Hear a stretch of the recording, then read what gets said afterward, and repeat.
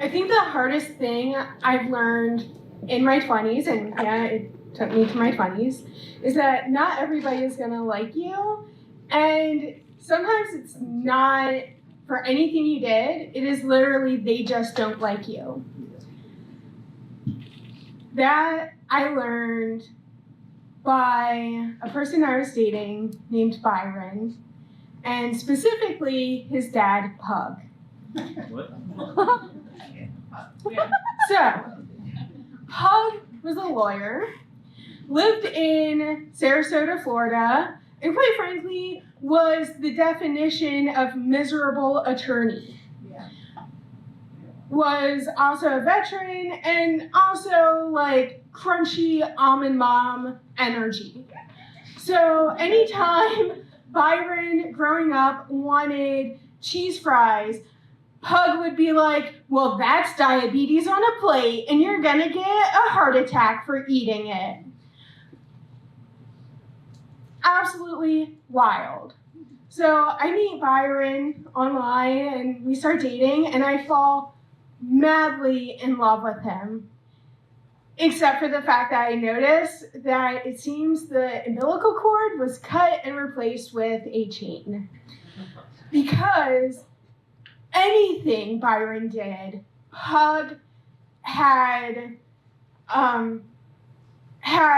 criticism on.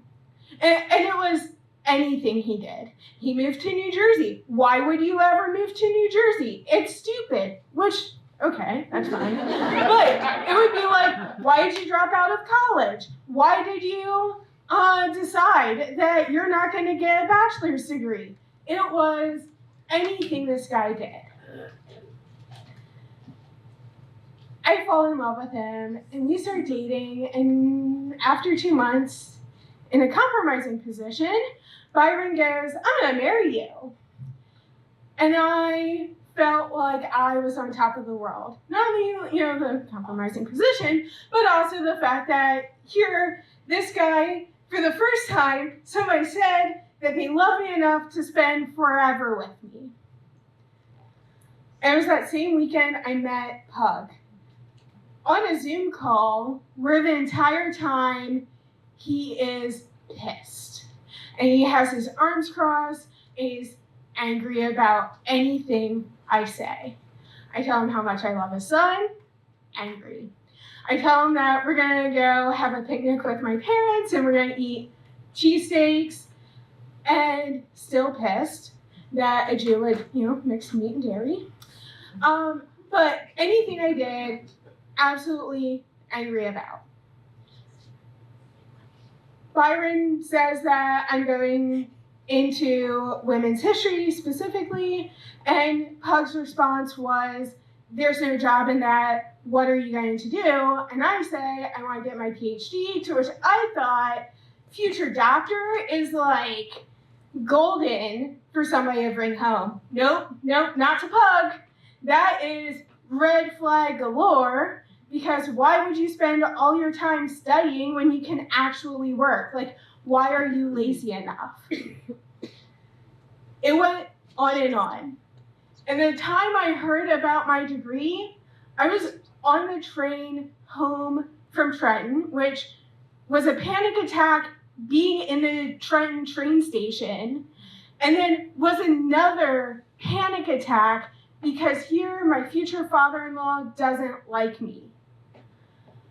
And it was week after week, he said something about my appearance, something I was doing, anything. I thought that once Thanksgiving would roll around and he would meet me in person, he would like me. No, he called me controlling and said I was ugly for wearing my natural hair at the time, and said that I don't take care of myself and that I'm lazy because I'm overweight. Then we decide that, we're still going to get married, we're still going to go through with this. And Pug decides he's going to tell his son he's going to write him out of his will. And that all of the money he had from his mother and his father passing away that was supposed to go to his son, he was now going to be out of. And on that note, Byron has on one line me and on the other line Pug, and says exactly what Pug is coaching him to do to break up with me.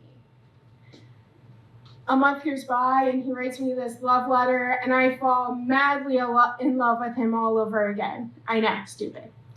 So I'm like, okay, well maybe it'd be okay. Maybe Pug just needs to see me more, right? We decide we're gonna go down to Florida, we're gonna drive down this time, and surprisingly we didn't kill each other, but Pug says to Byron, I want to meet you alone for lunch. And in that lunch, he goes, I failed as a father because of the son you turned out to be. And I'm sitting there in a daze in, and Byron tells me this, and I snarkily go, yeah, did I do that? And Byron looks me dead in the eyes and goes, yeah, you did. And that's when I realized that there was no solution but out. Woo!